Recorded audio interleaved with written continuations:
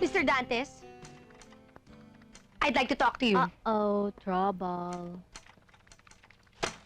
Ano na naman 'to pinagsusulat mo sa editorial, ha? For your information, very successful yung fundraising namin para sa Tabang Mindanao. Eh ano naman ang nagawa mo para sa mga estudyante dito? Eh ikaw, anong nagagawa mo para sa school paper, ha? Aside from having it as a venue to write your ideas. Alam mo siguro kaya ka nagagalit sa akin dahil palagi ko nire-reject yung mga articles mo. Baka naman kaya mo parati nire-reject. Dahil hanggang ngayon galit ka pa rin sa akin dahil natalo kita sa chairmanship ng student council. Pwede ba, Jenny, umalis ka na nga? Editorial office to, hindi mo to teritoryo. Correction! Ako ang student chairman. Kaya kahit editorial office, pwede kong puntahan. Tandaan nyo yan.